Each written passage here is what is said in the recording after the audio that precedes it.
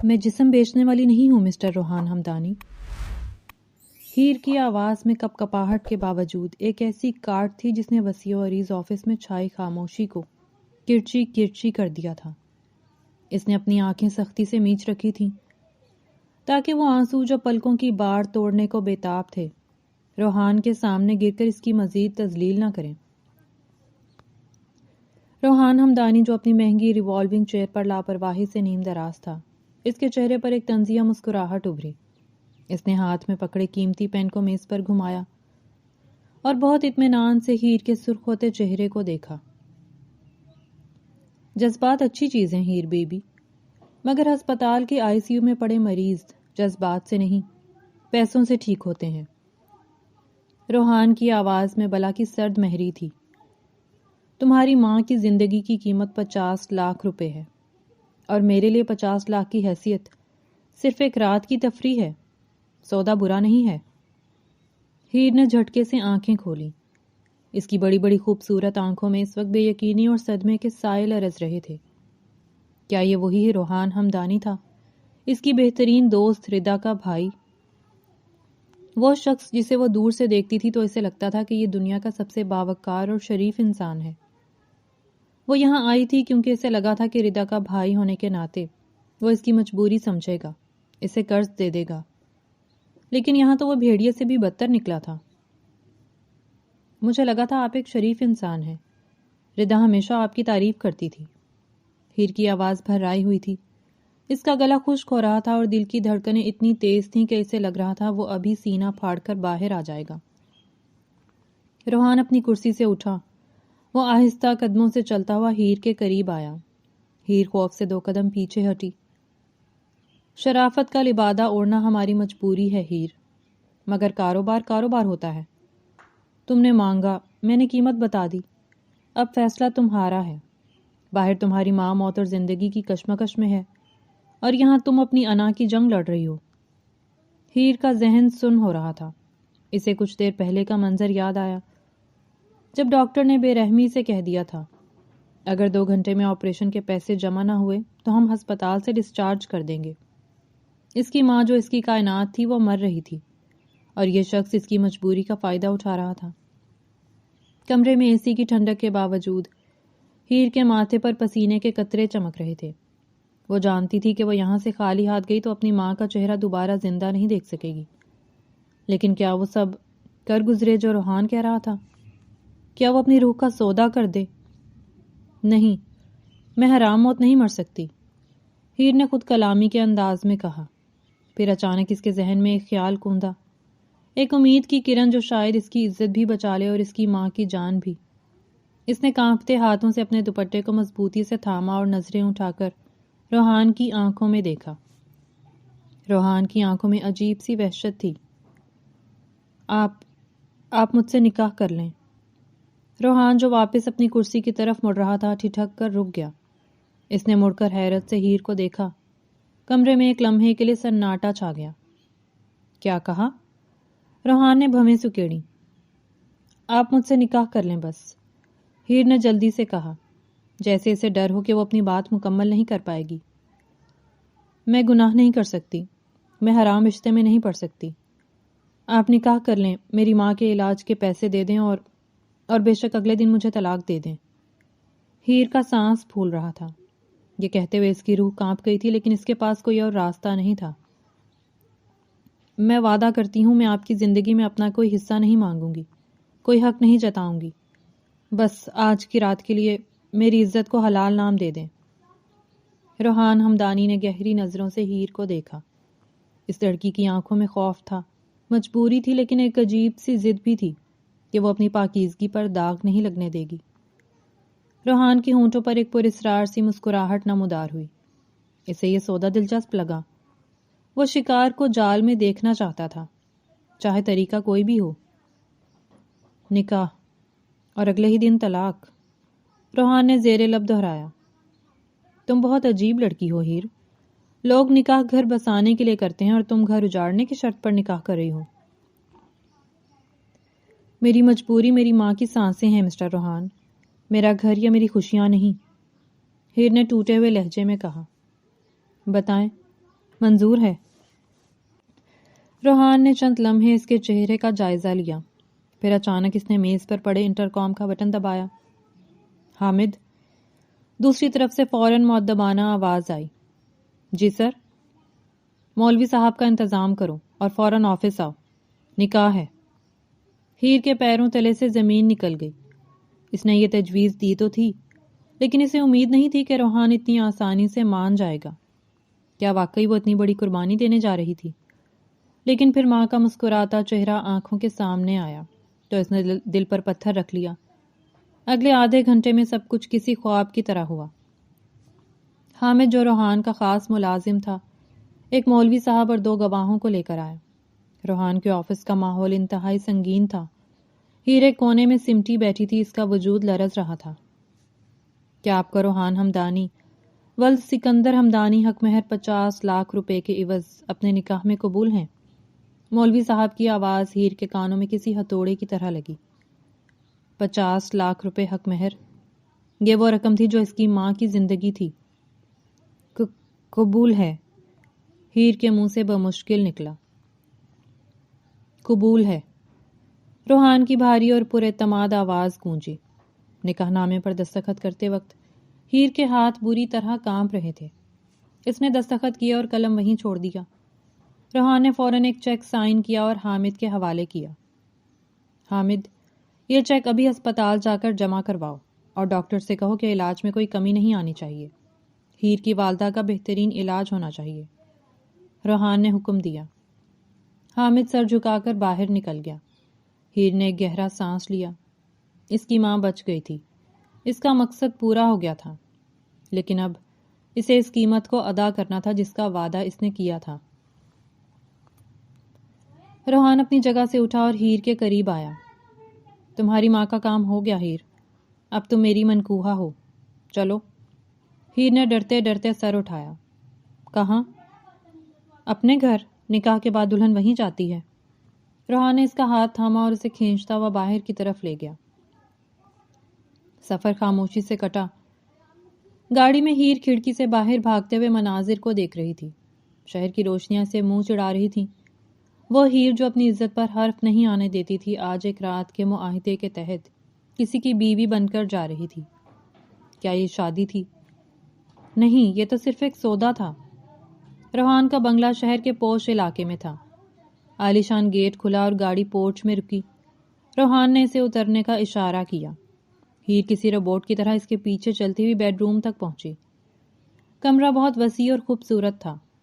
مخملی پردے، قیمتی قالین اور دھیمی روشنی، لیکن ہیر کو یہ سب کسی قید خانے جیسا لگ رہا تھا۔ روحان نے کوٹ اتار کر صوفے پر پھینکا اور آستینے فولڈ کرتے ہوئے ہیر کی طرف مڑا، جو دروازے کے پاس دیوار کے ساتھ لگی کھڑی تھی۔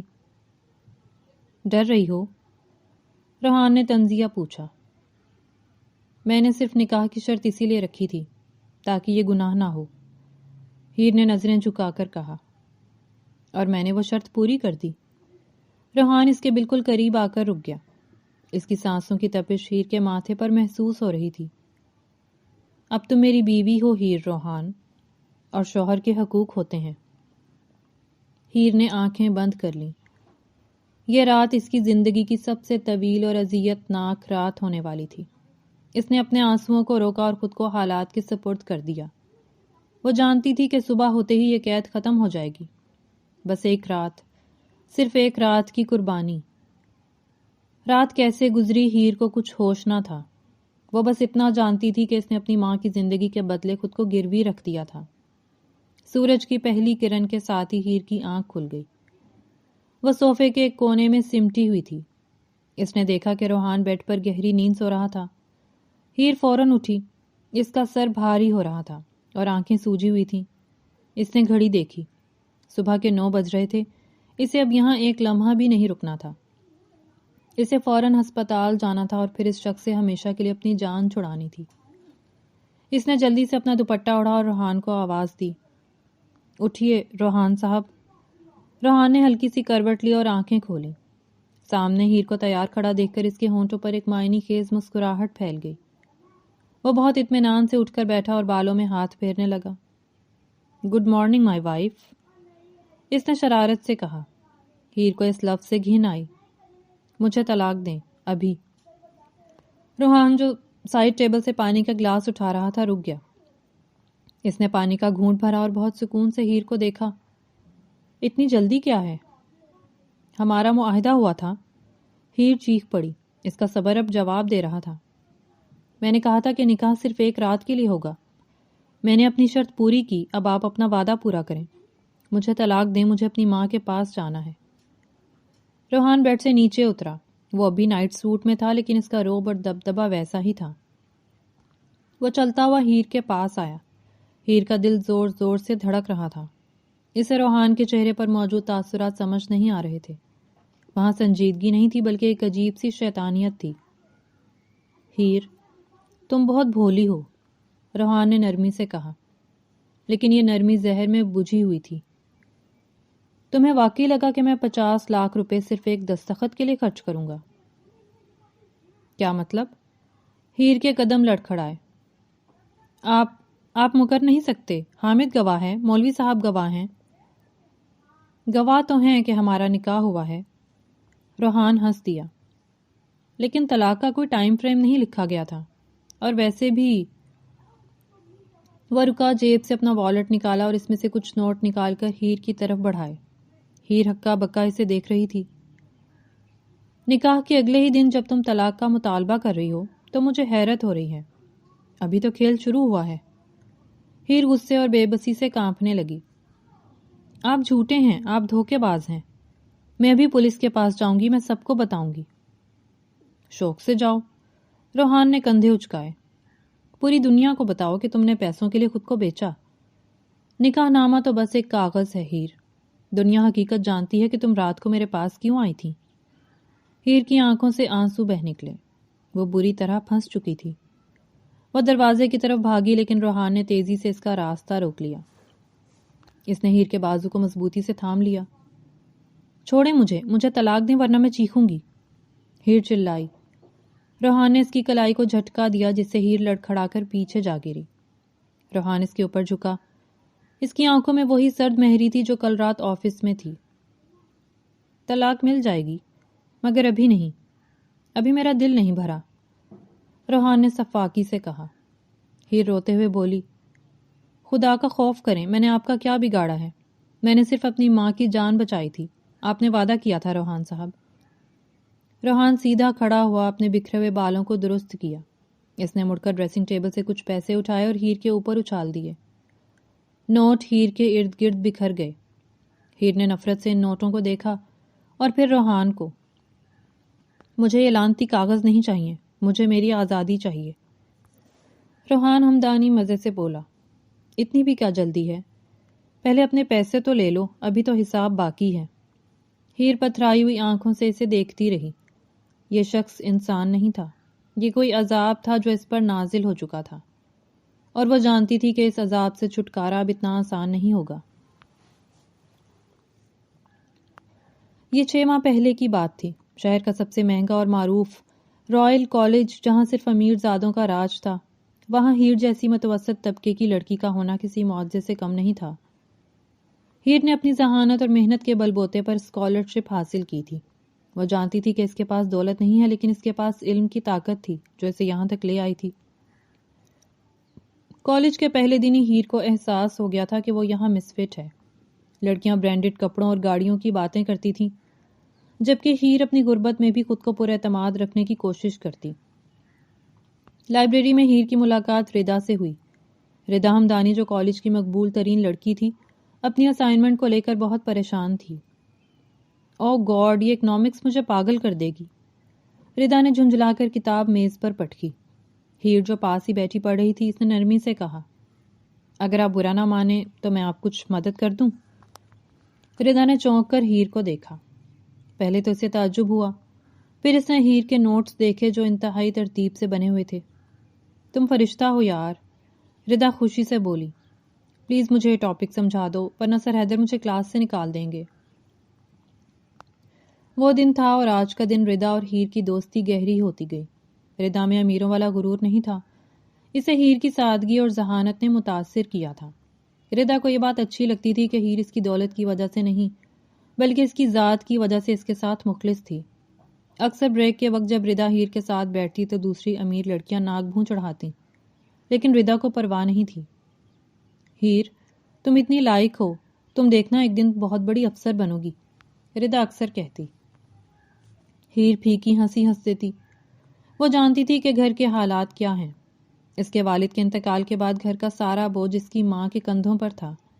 بیوہ ماں راتوں کو جاگ جا کر لوگوں کے کپڑے سلائی کرتی تھی، تب جا کر گھر کا چولہا جلتا تھا۔ ہیر کا خواب تھا کہ وہ پڑھ لکھ کر اپنی ماں کو سکھ دے، اسے سلائی مشین کی مشقت سے نجات دلائے۔ کالج کی چھٹی کے وقت گیٹ پر گاڑیوں کا میلہ لگ جاتا، تبھی ایک سیاہ چمچماتی ہوئی مہنگی گاڑی آ کر رکتی اور سب کی نگاہیں وہیں جم جاتی۔ ڈرائیونگ سیٹ پر روحان ہمدانی بیٹھا ہوتا تھا، سیاہ چشمہ لگائے، کلائی میں مہنگی گھڑی اور چہرے پر ایک باوقار سنجیدگی۔ لڑکیاں اسے دیکھ کر آہیں بھرتی اور آپس میں کھسر پھسر کرتی۔ ہائے، ردا کا بھائی کتنا ہینڈسم ہے نا، کاش میری ردا سے دوستی ہوتی تو میں بھی روحان سے بات کر سکتی۔ ہیر بھی اسے دیکھتی۔ اسے روحان ہمدانی ایک بہت سلجھا ہوا اور مہذب شخص لگتا تھا۔ وہ اپنی بہن کا بہت خیال رکھتا تھا۔ کبھی کبھار جب ردا ہیر کو لفٹ دیتی تو ہیر پچھلی سیٹ پر بیٹھ جاتی۔ روحان ہمیشہ بہت تمیز سے السلام علیکم کہتا اور پھر خاموشی سے ڈرائیو کرتا۔ اس کی یہ سنجیدگی اور بردباری ہیر کو متاثر کرتی تھی۔ وہ سوچتی تھی کہ اتنی دولت ہونے کے باوجود اس شخص میں چھچورا پن نہیں ہے، لیکن ہیر کی نیچر عام لڑکیوں جیسی نہیں تھی۔ وہ اس سے متاثر ضرور تھی مگر اپنی حد میں رہتی تھی۔ وہ کبھی روحان سے فالتو بات نہیں کرتی تھی، نہ ہی اس کی توجہ حاصل کرنے کی کوشش کرتی تھی۔ شاید یہی بے نیازی روحان کی نظروں میں بھی تھی، مگر ہیر اسے پڑھ نہ سکی۔ زندگی اپنی ڈگر پر چل رہی تھی کہ اچانک ہیر کی دنیا میں بھونچال آ گیا۔ ایک شام جب ہیر ٹیوشن پڑھا کر گھر واپس آئی تو اس نے دیکھا کہ اس کی ماں فرش پر بے ہوش پڑی ہے۔ ہیر کے ہاتھ سے کتابیں گر گئیں۔ امی، امی کیا ہوا آپ کو؟ وہ چیخی۔ پڑوسیوں کی مدد سے وہ ماں کو سرکاری ہسپتال لے گئی۔ وہاں کے دھکے اور ٹیسٹوں کے بعد ڈاکٹر نے جو خبر سنائی وہ ہیر کے لیے موت کا پروانہ تھی۔ ان کے دونوں گردے فیل ہو چکے ہیں، ڈاکٹر نے سپاٹ لہجے میں کہا۔ ان کی حالت بہت نازک ہے، فوری ٹرانسپلانٹ کی ضرورت ہے ورنہ ہم کچھ نہیں کہہ سکتے۔ ٹرانسپلانٹ؟ ہیر کے پیروں تلے زمین نکل گئی۔ ڈاکٹر صاحب، اس پر کتنا خرچہ آئے گا؟ پرائیویٹ ہسپتال میں کروانا پڑے گا کیونکہ یہاں لسٹ بہت لمبی ہے، کم از کم 40 سے 50 لاکھ کا انتظام کریں۔ ڈاکٹر نے یہ کہہ کر فائل بند کر دی۔ 50 لاکھ؟ ہیر کی آنکھوں کے آگے اندھیرا چھا گیا۔ جس گھر میں 2 وقت کی روٹی مشکل سے پوری ہوتی ہو وہاں 50 لاکھ کا سوچنا بھی گناہ لگتا تھا۔ اس نے اپنی ماں کو دیکھا جو بستر پر نیم مردہ پڑی تھی، ان کے چہرے پر درد کی لکیریں تھیں۔ ہیر نے اپنا سونا جو کہ صرف ایک چھوٹی سی بالیاں تھیں بیچ دیا۔ گھر کا تھوڑا بہت سامان بیچا مگر وہ رقم اونٹ کے منہ میں زیرے کے برابر بھی نہ تھی۔ وقت تیزی سے گزر رہا تھا اور ماں کی سانسیں اکھڑ رہی تھیں۔ اسے ردا کا خیال آیا۔ ردا، وہ ضرور میری مدد کرے گی۔ ہیر نے کانپتے ہاتھوں سے ردا کا نمبر ملایا۔ بیل جا رہی تھی مگر کوئی اٹھا نہیں رہا تھا۔ کئی بار کوشش کے بعد آخرکار کال اٹینڈ ہوئی۔ ہیلو ہیر؟ ردا کی آواز بہت خوشگوار تھی، پیچھے تیز موسیقی اور شور کی آوازیں آ رہی تھیں۔ ردا؟ ہیر رو پڑی۔ ردا، مجھے تمہاری مدد چاہیے، میری ماں بہت بیمار ہیں۔ او نو، کیا ہوا آنٹی کو؟ ردا کی آواز میں تشویش در آئی۔ ہیر نے ہچکیوں کے درمیان ساری بات بتائی۔ مجھے پیسوں کی اشد ضرورت ہے ردا، میں وعدہ کرتی ہوں زندگی بھر نوکری کر کے لوٹا دوں گی، تم بس ابھی انتظام کر دو۔ دوسری طرف چند لمحے خاموشی رہی۔ ہیر، میں تو پاکستان میں ہوں ہی نہیں، میں ممی پاپا کے ساتھ ویکیشنز پر یورپ آئی ہوئی ہوں، اور تمہیں پتا ہے میرے اکاؤنٹس پاپا ہینڈل کرتے ہیں، یہاں سے ٹرانسفر کرنا بہت مشکل ہے۔ ہیر کی امید دم توڑنے لگی۔ تو میں کیا کروں ردا، وہ مر جائیں گی۔ تم ایسا کرو، ردا نے فوراً کہا، تم روحان بھائی کے پاس جاؤ، وہ ابھی آفس میں ہوں گے، میں انہیں میسج کر دیتی ہوں۔ لیکن ان کا فون شاید بزی ہو، تم ڈائریکٹ ان کے آفس چلی جاؤ، وہ بہت نیک دل ہیں، وہ تمہاری مدد ضرور کریں گے، تم میری دوست ہو، وہ کبھی انکار نہیں کریں گے۔ ہیر کے لیے یہ امید کی آخری کرن تھی۔ اسے روحان کا باوقار چہرہ یاد آیا۔ ہاں، وہ ضرور مدد کریں گے۔ اس نے سوچا، اگلے ہی لمحے وہ ہسپتال سے نکلی اور رکشہ لے کر روحان ہمدانی کے آفس کی طرف روانہ ہو گئی۔ اسے کیا معلوم تھا کہ وہ اپنی ماں کی زندگی بچانے کے لیے اپنی زندگی کا سودا کرنے جا رہی ہے۔ آفس پہنچ کر اسے تھوڑا انتظار کرنا پڑا۔ جب اسے اندر بلایا گیا تو روحان فائل میں مگن تھا۔ ہیر ڈرتے ڈرتے اندر داخل ہوئی۔ السلام علیکم۔ اس کی آواز کانپ رہی تھی۔ روحان نے سر اٹھا کر اسے دیکھا۔ اس کی آنکھوں میں پہچان کی چمک تھی مگر چہرے پر وہی کاروباری سختی۔ بیٹھو ہیر۔ اس نے کرسی کی طرف اشارہ کیا۔ ردا کا میسج آیا تھا، بتاؤ کیا مسئلہ ہے؟ ہیر نے ہمت مجتمع کی اور اپنی ماں کی بیماری اور پیسوں کی ضرورت کا بتایا۔ وہ رو رہی تھی اور اس کا دامن پھیلا ہوا تھا۔ مجھے 50 لاکھ چاہیے سر۔ میں آپ کے ہر روپے کی پائی پائی لوٹا دوں گی۔ آپ جو گارنٹی مانگیں گے میں دوں گی، بس میری ماں کو بچا لیں۔ روحان خاموشی سے اس کی بات سنتا رہا۔ جب وہ چپ ہوئی تو اس نے اپنی کرسی پیچھے کی اور گہری نظروں سے ہیر کو دیکھا۔ وہ ہیر جو کالج میں ہمیشہ سادہ مگر پروقار رہتی تھی، آج اس کے سامنے بکھری ہوئی تھی۔ ہیر، روحان کی آواز دھیمی لیکن کاٹدار تھی، یہ چیریٹی سینٹر نہیں ہے اور 50 لاکھ کوئی چھوٹی رقم نہیں کہ میں دوستی کی خاطر دے دوں۔ ہیر کا دل بیٹھ گیا۔ مگر سر، ردا نے کہا تھا آپ… ردا بچی ہے، وہ جذباتی ہے، میں بزنس مین ہوں۔ روحان نے اس کی بات کاٹی۔ وہ اٹھ کر ہیر کے قریب آیا۔ میں انویسٹ وہاں کرتا ہوں جہاں مجھے فائدہ نظر آئے۔ میں نوکری کروں گی، میں ساری عمر آپ کے پیسے اتاروں گی۔ ہیر گڑ گڑائی۔ ساری عمر کا ادھار مجھے پسند نہیں۔ روحان اس کے بالکل سامنے آ کر رک گیا۔ اس کی آنکھوں میں اب وہ شرافت نہیں تھی جو ہیر کو کالج کے باہر نظر آتی تھی۔ وہاں ایک عجیب سی بھوک تھی۔ تمہارے پاس گروی رکھنے کو کچھ نہیں ہے سوائے تمہارے خود کے، روحان نے بے رحمی سے کہا۔ مجھے پیسے واپس نہیں چاہیے، مجھے تم چاہیے۔ ہیر کو لگا اس نے غلط سنا ہے۔ کیا؟ ایک رات۔ روحان نے انگلی اٹھائی۔ صرف ایک رات کے لیے میری ہو جاؤ، 50 لاکھ تمہارے۔ نکاح کریں گے تاکہ تمہاری پارسائی کا بھرم بھی رہ جائے اور میرا شوق بھی پورا ہو جائے۔ ہیر کو شدید جھٹکا لگا۔ وہ روحان ہمدانی جسے وہ فرشتہ سمجھتی تھی، وہ تو شیطان نکلا۔ اس نے نفرت سے اسے دیکھا۔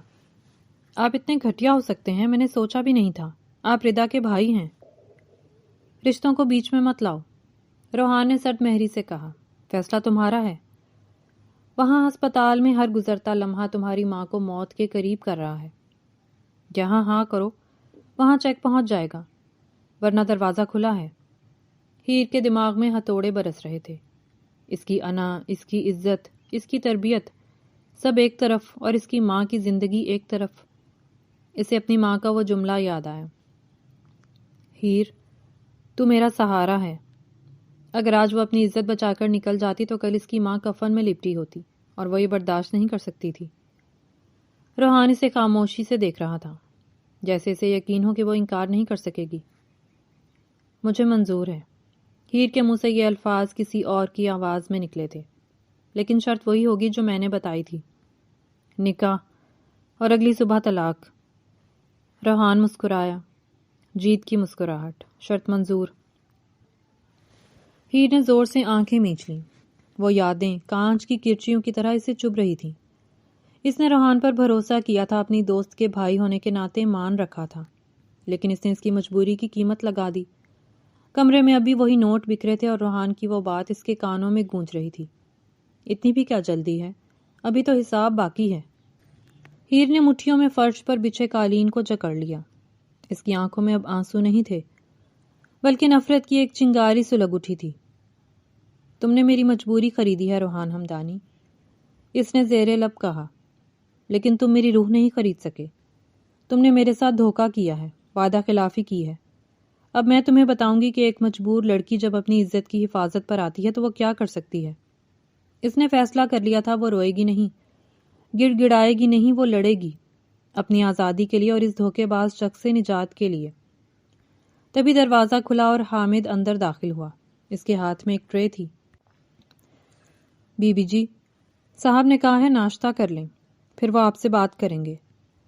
حامد نے نظریں جھکا کر کہا۔ ہیر نے نفرت سے کھانے کی ٹرے کو دیکھا۔ مجھے بھیک نہیں چاہیے، اپنے صاحب سے کہو کہ وہ مجھے قید رکھ سکتا ہے مگر میرا ضمیر نہیں مار سکتا۔ حامد خاموشی سے ٹرے رکھ کر چلا گیا۔ ہیر اٹھ کھڑی ہوئی۔ اسے ہسپتال جانا تھا، چاہے اسے اس گھر کی دیواریں ہی کیوں نہ پھلانگنی پڑیں۔ اسے اپنی ماں کو دیکھنا تھا کیونکہ وہی اب اس کے جینے کی واحد وجہ تھی، لیکن وہ نہیں جانتی تھی کہ روحان ہمدانی نے اس کے لیے ابھی اور کتنے امتحان سوچ رکھے ہیں۔ خدا کے واسطے مجھے جانے دیں، مجھے اپنی ماں کو دیکھنا ہے۔ مجھے یقین نہیں ہے کہ آپ نے ان کا علاج شروع کروایا بھی ہے یا نہیں۔ ہیر کی آواز چیخ چیخ کر بیٹھ چکی تھی۔ وہ روحان کے سامنے ہاتھ جوڑے کھڑی تھی۔ اس کے چہرے پر آنسوؤں کی لکیریں خشک ہو کر نشان چھوڑ چکی تھیں۔ وہ پچھلے 2 گھنٹے سے مسلسل روحان کی منتیں کر رہی تھی کہ اسے ہسپتال جانے دیا جائے، لیکن روحان پتھر کا بت بنا صوفے پر بیٹھا اپنے لیپ ٹاپ پر کچھ کام کر رہا تھا۔ اس نے ہیر کی آہو بکا سے تنگ آ کر لیپ ٹاپ بند کیا اور سر اٹھا کر اسے دیکھا۔ اس کی آنکھوں میں بیزاری تھی۔ تمہارا ڈرامہ ختم نہیں ہوا ابھی تک؟ روحان نے سرد لہجے میں کہا۔ میں نے تمہیں بتایا ہے کہ ان کا علاج شروع ہو چکا ہے۔ حامد وہیں ہیں، ڈاکٹرز ان کے سر پر کھڑے ہیں۔ تمہیں وہاں جا کر کیا کرنا ہے؟ تم ڈاکٹر ہو؟ میں بیٹی ہوں، ہیر تڑپ کر بولی۔ میری موجودگی ان کے لیے دوا سے زیادہ ضروری ہے۔ وہ ہوش میں آئیں گی تو مجھے نہ پا کر پریشان ہو جائیں گی۔ پلیز روحان صاحب، آپ نے جو مانگا میں نے دیا، اب مجھے قید تو نہ کریں۔ روحان اپنی جگہ سے اٹھا۔ وہ ہیر کے قریب آیا تو ہیر سہم کر پیچھے ہٹی۔ تمہیں باہر بھیجنے کا رسک میں ابھی نہیں لے سکتا۔ تم وہاں جا کر تماشا کھڑا کرو گی، بھاگنے کی کوشش کرو گی۔ روحان نے صاف کوئی سے کہا، اور مجھے اپنے سودے کچے کرنے کی عادت نہیں ہے۔ تو کیا میں یہیں گھٹ گھٹ کر مر جاؤں؟ مجھے بس ایک بار دکھا دیں کہ وہ زندہ ہیں، وہ ٹھیک ہیں۔ ہیر رو پڑی۔ وہ زمین پر بیٹھ گئی اور گھٹنوں میں سر دے لیا۔ اس کی بے بسی دیکھ کر روحان کے سخت دل میں کچھ ہلچل ہوئی۔ اسے اس لڑکی کی ضد اور ماں کے لیے تڑپ نے ایک لمحے کے لیے روک دیا۔ اس نے جیب سے اپنا موبائل نکالا اور حامد کا نمبر ملایا۔ حامد، ویڈیو کال پر آؤ۔ ہیر نے چونک کر سر اٹھایا۔ روحان نے اسے اٹھنے کا اشارہ کیا۔ اٹھو اور اپنے آنسو صاف کرو۔ اگر تمہاری ماں نے تمہیں روتے ہوئے دیکھا تو ان کا بی پی ہائی ہو جائے گا اور ذمہ دار تم ہوگی۔ ہیر نے جلدی جلدی اپنے آنسو پونچھے دوپٹہ درست کیا اور روحان کے قریب آئی۔ روحان نے موبائل کی سکرین اس کے سامنے کر دی۔ سکرین پر نظر آنے والا منظر ہیر کے سینے میں ٹھنڈک اتار گیا۔ ایک انتہائی عالی شان اور صاف ستھرا پرائیویٹ روم تھا جس میں جدید مشینری موجود تھی۔ بیڈ پر اس کی ماں سکون سے لیٹی ہوئی تھی۔ انہیں ڈرپ لگی ہوئی تھی اور ایک نرس پاس کھڑی مانیٹر چیک کر رہی تھی۔ وہ سو رہی تھیں یا نیم غنودگی میں تھیں، لیکن ان کے چہرے پر درد کے وہ آثار نہیں تھے جو پہلے تھے۔ امی، ہیر کے لبوں سے بے اختیار نکلا۔ اس نے کانپتے ہاتھ سے موبائل کی سکرین کو چھوا۔ حامد نے کیمرہ قریب کیا۔ بی بی جی، ڈاکٹرز نے کہا ہے کہ حالت اب سٹیبل ہے، کل انشاءاللہ آپریشن ہو جائے گا۔ ابھی نے سکون آور دوا دی گئی ہے۔ تبھی ہیر کی ماں نے شاید بیٹی کی آواز سن لی تھی۔ انہوں نے دھیرے سے آنکھیں کھولیں۔ کیمرے میں ہیر کو دیکھ کر ان کے کمزور لبوں پر مسکراہٹ آ گئی۔ ہیر، میری بچی، ماں کی آواز بہت دھیمی تھی۔ جی امی، میں یہی ہوں، آپ کیسی ہیں؟ ہیر نے اپنی آواز کو خوشگوار بنانے کی بھرپور کوشش کی، حالانکہ اس کا دل خون کے آنسو رو رہا تھا۔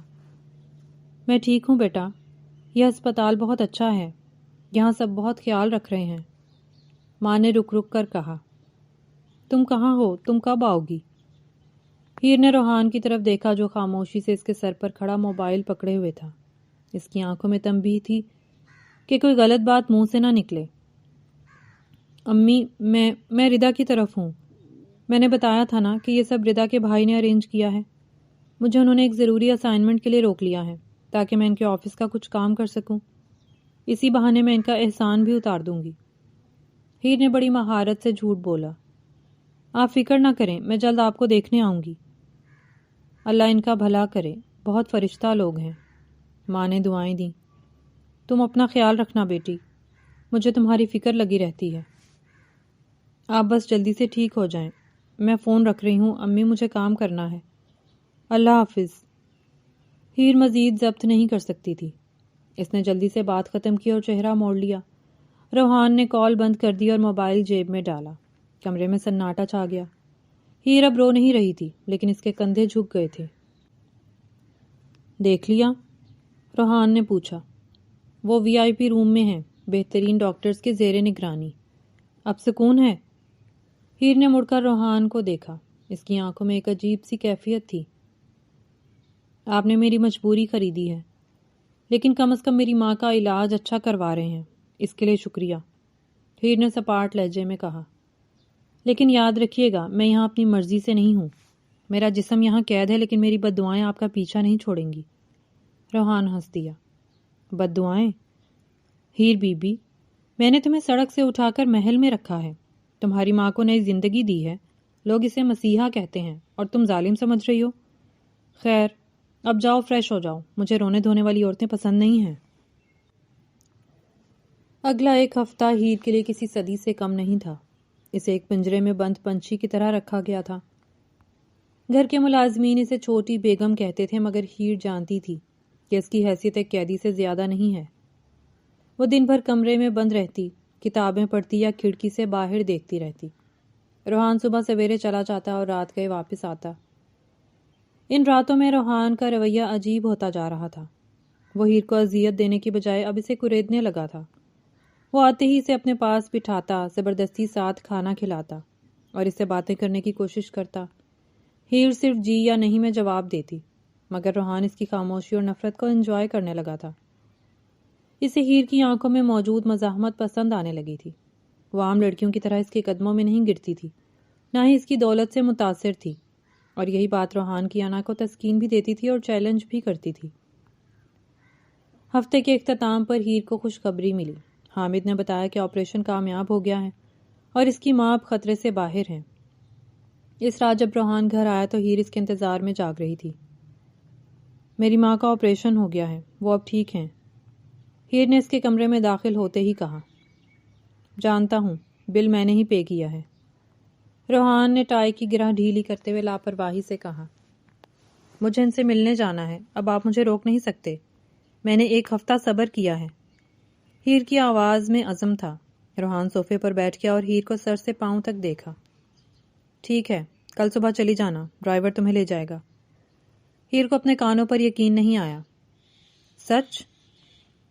ہاں، لیکن روحان نے انگلی اٹھائی۔ صرف دن کے وقت، شام ہونے سے پہلے تم اس گھر میں واپس ہوگی، یہ مت بھولنا کہ تم ابھی بھی میرے نکاح میں ہو۔ ہیر نے اس بات میں سر ہلا دیا۔ اسے فی الحال صرف اپنی ماں کو دیکھنے سے غرض تھی۔ اگلی صبح ہیر ہسپتال پہنچی۔ سفید بستر پر اپنی ماں کو صحیح سلامت اور مسکراتے دیکھ کر ہیر کا سارا ضبط ٹوٹ گیا۔ وہ ماں کے گلے لگ کر پھوٹ پھوٹ کر روئی۔ ارے ارے پاگل لڑکی، میں ٹھیک ہوں، دیکھو بالکل بھلی چنگی ہوں۔ ماں نے پیار سے اس کے آنسو پونچھے۔ تم کیوں اتنا رو رہی ہو؟ بس امی، خوشی کے آنسو ہیں، ہیر نے جھوٹ بولا۔ وہ ماں کو کیسے بتاتی کہ یہ آنسو اس قیمت کے ہیں جو اس نے اس زندگی کے لیے چکائی ہے۔ دن بہت تیزی سے گزر گیا۔ ہیر نے ماں کو اپنے ہاتھوں سے کھانا کھلایا، ان کے بال بنائے، باتیں کی۔ ماں بار بار ردا اور اس کے بھائی کی تعریفیں کر رہی تھی۔ بیٹا، ردا کے بھائی کا شکریہ ضرور ادا کرنا، سنا ہے بہت مصروف آدمی ہے، مگر انہوں نے میرا بہت خیال رکھا، ایسے نیک لوگ کم ملتے ہیں۔ ماں کہہ رہی تھی، ہیر کا دل کٹ رہا تھا۔ جی امی، بہت بہت نیک ہیں۔ اس کے حلق میں الفاظ کانٹوں کی طرح چبھ رہے تھے۔ سورج ڈھلنے لگا تو ہیر کا دل ڈوبنے لگا۔ اسے واپس اسی جہنم میں جانا تھا۔ امی، مجھے اب جانا ہوگا، وہاں کام بہت ہیں، میں کل پھر آؤں گی۔ ہیر نے بوجھل قدموں سے اجازت چاہی۔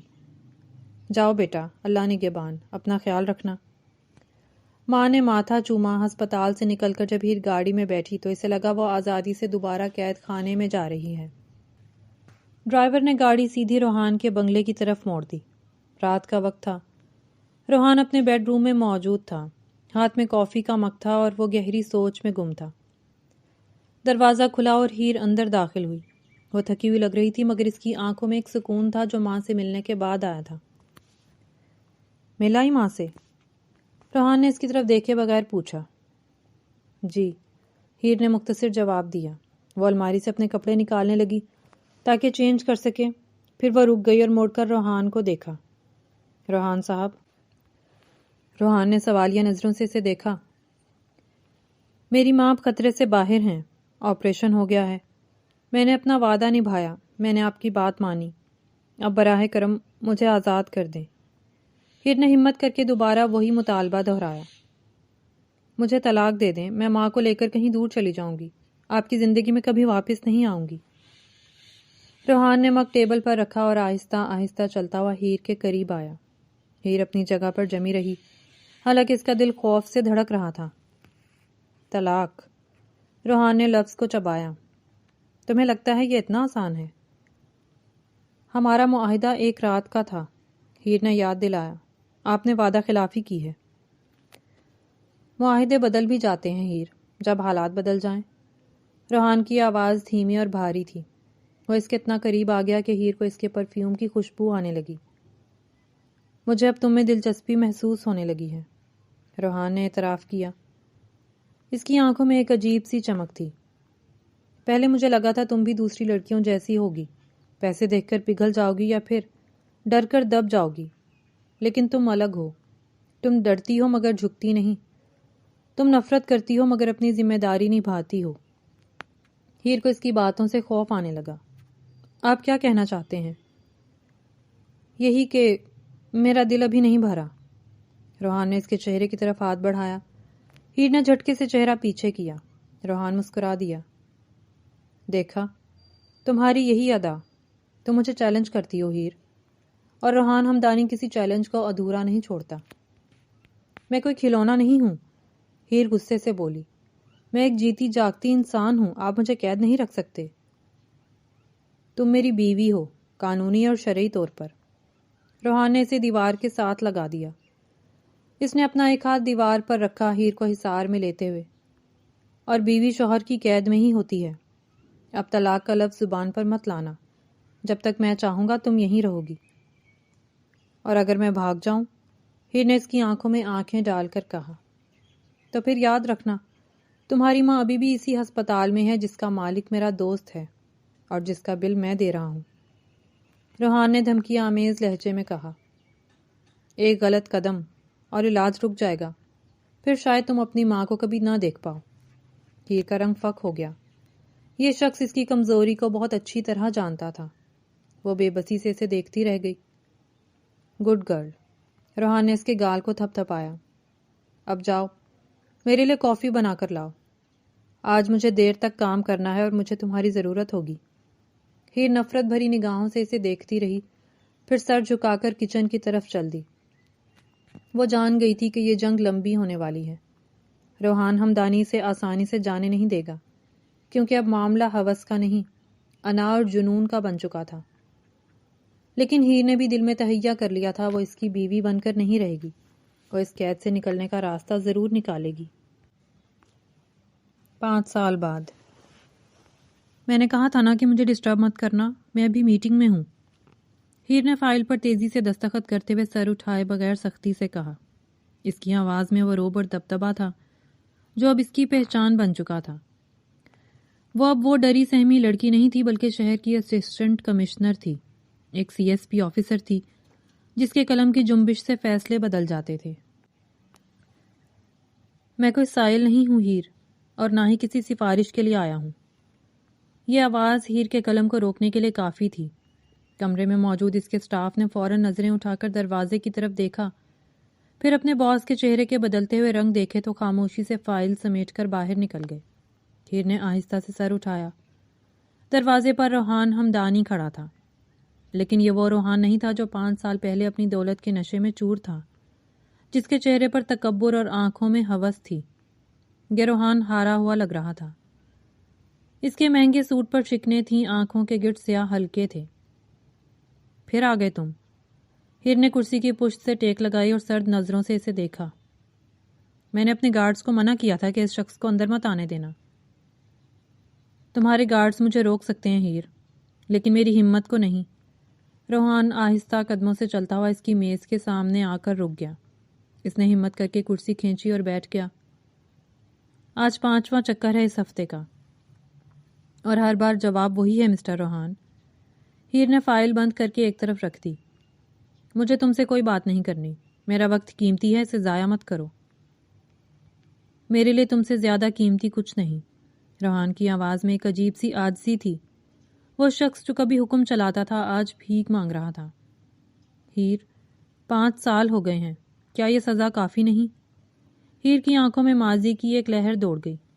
5 سال، کتنا طویل عرصہ تھا۔ اسے وہ رات یاد آئی جب ردا اچانک واپس آ گئی تھی۔ ردا کو جب پتا چلا کہ اس کے بھائی نے اس کی بہترین دوست کے ساتھ کیا کیا ہے تو وہ قیامت بن کر ٹوٹی تھی۔ بھائی، آپ اتنا گر کیسے سکتے ہیں؟ ردا کی چیخیں آج بھی ہیر کے کانوں میں گونجتی تھیں۔ آپ نے میری دوستی، میری عزت کا سودا کیا ہے۔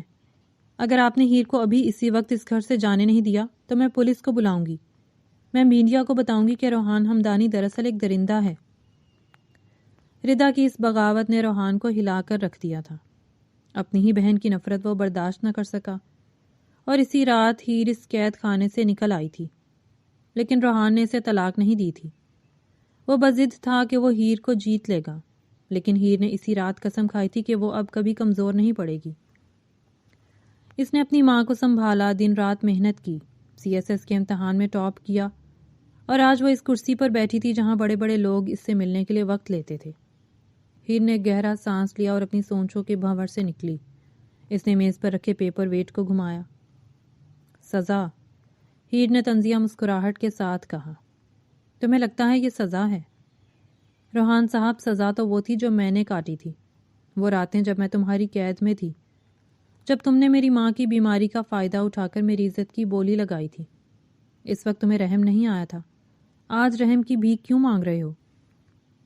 میں شرمندہ ہوں ہیر، خدا گواہ ہے میں شرمندہ ہوں۔ روحان کی آنکھوں میں نمی تیرنے لگی۔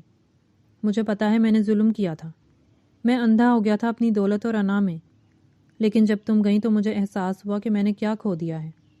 ردا نے مجھ سے بات کرنا چھوڑ دی، گھر ویران ہو گیا، اور میرا دل، وہ تمہارے پاس رہ گیا۔ واہ، ہیر نے تالی بجائی۔ کیا ڈائیلاگ ہے! 5 سال پہلے کہتے تھے پیسے لے لو اور دفع ہو، آج کہتے ہو دل تمہارے پاس رہ گیا۔ تم محبت نہیں کرتے روحان، تمہیں صرف پچھتاوا ہے، اور پچھتاوا محبت نہیں ہوتا۔ کہ محبت ہی ہے ہیر، روحان تڑپ کر بولا۔ اگر محبت نہ ہوتی تو میں 5 سال تمہارے پیچھے نہ پھرتا۔ میں نے تمہیں طلاق اس لیے نہیں دی کیونکہ میں اس امید پر زندہ ہوں کہ شاید ایک دن تمہارا دل پگھل جائے۔ میں نے تمہاری ہر کامیابی پر دور سے تالیاں بجائی ہیں، تمہاری حفاظت کی ہے بنا تمہیں بتائے۔ مجھے تمہاری حفاظت کی ضرورت نہیں ہے۔ ہیر غصے سے کھڑی ہو گئی۔ دیکھو مجھے، میں ایک CSP افسر ہوں، میرے پاس طاقت ہے، اختیار ہے، عزت ہے، مجھے اب کسی روحان ہمدانی کے سہارے کی ضرورت نہیں ہے۔ جانتا ہوں، روحان نے سر جھکا لیا۔ تم بہت مضبوط ہو گئی ہو ہیر، میں تو صرف یہ چاہتا ہوں کہ تم مجھے معاف کر دو، مجھے اپنا لو۔ میں وعدہ کرتا ہوں میں ساری زندگی تمہیں پلکوں پر بٹھا کر رکھوں گا۔ ہیر اپنی میز کے گرد گھوم کر اس کے سامنے آ گئی۔ وہ روحان کو دیکھ رہی تھی جو کسی مجرم کی طرح سر جھکائے بیٹھا تھا۔ اس شخص کی حالت دیکھ کر ہیر کے دل کے کسی کونے میں ہلکا سا درد ضرور اٹھتا تھا۔ وہ جانتی تھی کہ روحان بدل گیا ہے۔ اس نے پچھلے 5 سالوں میں ہسپتالوں میں خیرات کی، غریب لڑکیوں کی شادیوں کے اخراجات اٹھائے، صرف اپنے گناہ کا کفارہ ادا کرنے کے لیے۔ ردا نے بھی ہیر کو بتایا تھا کہ بھائی اب وہ انسان نہیں رہے، وہ زندہ لاش بن گئے ہیں ہیر، انہیں معاف کر دو۔ لیکن کیا معاف کرنا اتنا آسان تھا؟ وہ زخم جو روح پر لگے تھے، کیا وہ صرف سوری کہنے سے بھر سکتے تھے؟ تم جانتے ہو روحان، ہیر نے دھیمی آواز میں کہا، سب کہتے ہیں معاف کر دینے سے انسان بڑا بن جاتا ہے، لیکن کچھ زخم ایسے ہوتے ہیں جو معاف کرنے کے بعد بھی رشتے رہتے ہیں۔ تم نے میری مجبوری خریدی تھی، تم نے مجھے یہ احساس دلایا تھا کہ غریب کی عزت کی کوئی قیمت نہیں ہوتی۔ آج میرے پاس عہدہ ہے تو تم محبت لے آئے ہو۔ اگر آج بھی میں وہی پرانی ہیر ہوتی تو کیا تم میرے قدموں میں بیٹھتے؟ روحان نے سر اٹھایا، اس کی آنکھوں سے ایک آنسو لڑک کر اس کے گال پر آ گرا۔ شاید نہیں، روحان نے سچ بولا، لیکن انسان ٹھوکر کھا کر ہی سیکھتا ہے۔ میں نے سیکھ لیا ہے، میں نے تمہیں تب بھی پسند کیا تھا جب تم کچھ نہیں تھی، بس میرا طریقہ غلط تھا، میری سوچ گھٹیا تھی، لیکن اب میں صرف تمہاری ذات کا طلبگار ہوں۔ اس نے جیب سے ایک لفافہ نکالا اور میز پر رکھ دیا۔ یہ کیا ہے؟ ہیر نے پوچھا۔ تمہاری آزادی۔ روحان کی آواز بھر آ گئی۔ تم طلاق مانگتی ہو نا؟ یہ طلاق کے پیپرز ہیں، میں نے سائن کر دیے ہیں۔ ہیر چونک گئی۔ یہ وہ کاغذ تھا جس کے لیے اس نے 5 سال انتظار کیا تھا۔ روحان نے اسے ہمیشہ انکار کیا تھا، لیکن آج وہ خود یہ لے آیا تھا۔ میں تمہیں مزید قید نہیں رکھنا چاہتا ہیر۔ اگر تمہاری خوشی مجھ سے دور رہنے میں ہے تو میں تمہیں آزاد کرتا ہوں۔ روحان کھڑا ہو گیا۔ لیکن یاد رکھنا، میں تم سے محبت کرتا تھا، کرتا ہوں اور مرتے دم تک کرتا رہوں گا۔ اگر کبھی دل میں گنجائش نکلے تو بس ایک بار پکار لینا، میں وہیں ملوں گا جہاں تم نے مجھے چھوڑا تھا۔ وہ مڑا اور دروازے کی طرف بڑھا۔ اس کے کندھے جھکے ہوئے تھے، چال میں ایک عجیب سی ویرانی تھی۔ ہیر میز پر پڑے ان کاغذات کو دیکھ رہی تھی۔ یہ اس کی فتح تھی، اس کی آزادی تھی۔ لیکن پھر اس نے جاتے ہوئے روحان کو دیکھا، وہ شخص جس نے اس کی ماں کا بہترین علاج کروایا تھا، جس نے پچھلے 5 سالوں میں اس کی نفرت کو صبر سے سہا تھا، جو آج اپنی محبت کی قربانی دے کر جا رہا تھا۔ باہر بارش شروع ہو چکی تھی، کھڑکی کے شیشے پر بارش کے قطرے دستک دے رہے تھے، بالکل ویسے ہی جیسے روحان اس کے دل کے دروازے پر دستک دے رہا تھا۔ ہیر نے وہ لفافہ اٹھایا، اس کے ہاتھ کانپ رہے تھے۔ ایک طرف اس کا وقار، اس کی انا اور ماضی کے تلخ تجربات تھے، دوسری طرف ایک ایسا شخص جو اپنے گناہوں کی آگ میں جل کر کندن بن چکا تھا۔ روحان دروازے تک پہنچ کر رکا، شاید اسے امید تھی کہ ہیر اسے روکے گی۔ کمرے میں گھڑی کی ٹک ٹک بہت واضح تھی، سناٹا چیخ رہا تھا۔ ہیر کی آنکھوں میں آنسو آ گئے۔ وہ فیصلہ کرنے کی پوزیشن میں تھی، لیکن دل اور دماغ کی جنگ شدید تھی۔ کیا بدلہ لے کر سکون ملے گا یا معاف کر کے؟ روحان نے مڑ کر آخری بار اسے دیکھا۔ الوداع ہیر، خوش رہنا۔ وہ دروازہ کھول کر باہر نکل گیا۔ ہیر وہیں کھڑی رہ گئی، ہاتھ میں کاغذات تھامے، کھڑکی سے باہر برستی بارش کو دیکھتی ہوئی۔ اس کے پاس اختیار تھا کہ وہ ان کاغذات کو سائن کر کے ہمیشہ کے لیے آزاد ہو جائے، یا پھر باہر جا کر اس شخص کو روک لے جو شاید اب واقعی بدل چکا تھا۔ کمرے میں خاموشی تھی اور ہیر کا دل سوال کر رہا تھا۔ آپ کے خیال میں ہیر کو کیا کرنا چاہیے؟ کیا اسے اپنی انا اور ماضی کی تلخیوں کو یاد رکھتے ہوئے روحان کو ہمیشہ کے لیے چھوڑ دینا چاہیے اور اپنی کامیاب زندگی میں آگے بڑھ جانا چاہیے؟ یا کیا اسے روحان کے پچھتاوے اور سچی محبت کو قبول کر کے اسے معاف کر دینا چاہیے؟ کیونکہ انسان غلطی کا پتلا ہے اور معافی اللہ کی صفت ہے۔ ہیر کو روحان کو معاف کرنا چاہیے یا نہیں؟ اپنی رائے کا اظہار کمنٹ سیکشن میں ضرور کیجیے گا۔